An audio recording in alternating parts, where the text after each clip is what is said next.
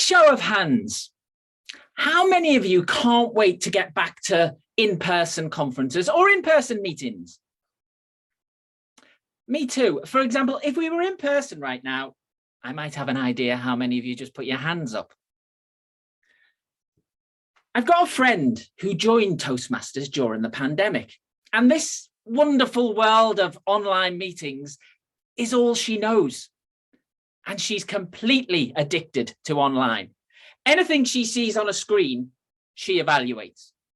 So I was with her last week and a clip of the moon landings came on TV. She said, "Well, I've got some recommendations." I said, "What? Recommendations for Neil Armstrong 53 years later?" She said, well, if he was to give that landing again, I'd tell him to work on his eye contact and maybe he could use more of the moon. Contest chair, fellow Toastmasters, and my insane friend who is here today. Of course she is. During the pandemic, I started visiting clubs all over the world. One day, I emailed a club in Canada and asked if I could make a virtual visit. "Oh, of course, Dan. We need an evaluator if you're up for it." Online evaluation, not a problem.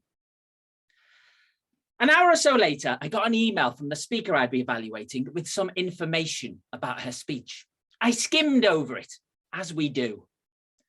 Her name was Jessie. The title was Wonderful World. It was an icebreaker, and she'd be talking about her love for Neil Armstrong. Perfect. I thought up a clever conclusion, closed my laptop, job done. That night at 1 a.m, I logged in, ready for the meeting. The Toastmaster of the day was there, suited up, hair gelled back, handheld microphone. Definitely thought that he'd just been given his own chat show. I know, we've got a few of them. Can we have a big round of applause for our first speaker on the show this evening, Jessie? Stay focused, I said to myself. It's late. Stay focused. Wow, what a great speech, Jessie. We'll be back with an evaluation of that speech right after these short messages. Only joking. It's like a TV chat show, isn't it? Let's head straight over to our special guest evaluator, Dan Magill, right now, all the way from London. What? She's finished? I hadn't heard a word of the speech. And there I was, pinned in my pajamas. Okay, keep calm, I said to myself. What would our leader, Boris Johnson, do in this situation?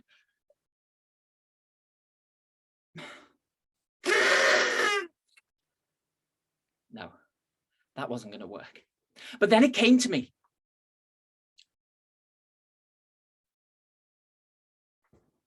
Dan, it looks like you're on mute. I wasn't, but I carried on.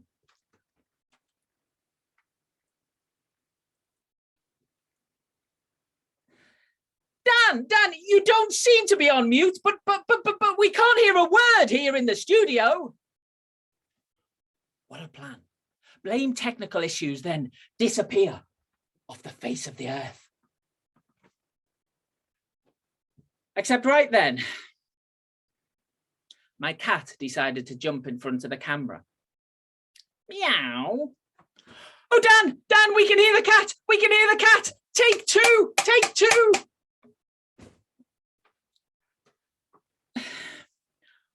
What a speech Jessie gave us today.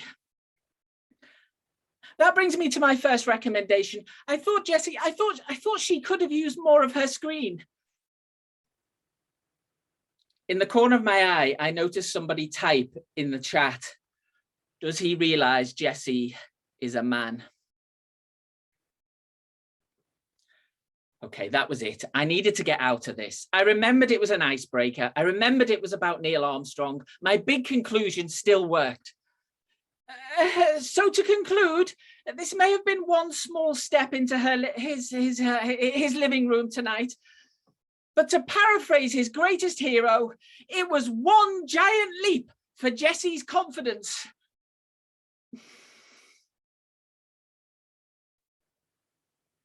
Next morning, I got an email from Jessie thanking me for the evaluation.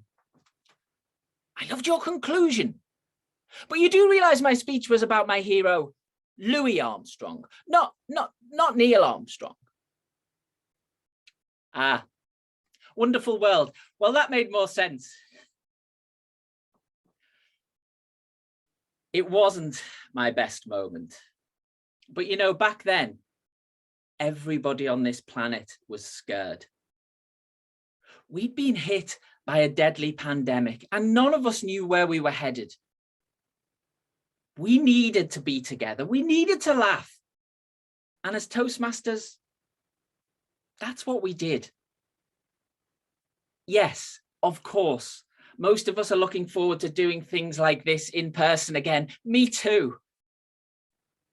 But we should never forget the times we've enjoyed here, the people we've met, and the wonderful work we've all done over these last couple of years. As Toastmasters, we've brought light to people's darkness. We brought laughter to people's loneliness. And we brought some truly awful virtual backgrounds into people's homes. So in the heavily, heavily edited words of Louis Armstrong, Louis, the colours of your living rooms, so pretty on the screen, the books on your shelves that you never even read. I've seen friends shaking hands, red timing lights too. They're really saying, yeah, we've had just about enough of you. I've heard babies cry. I've watched your beards grow. But it was better than the Tiger King or any other Netflix show. And I think to myself, what a wonderful world. Contest chair.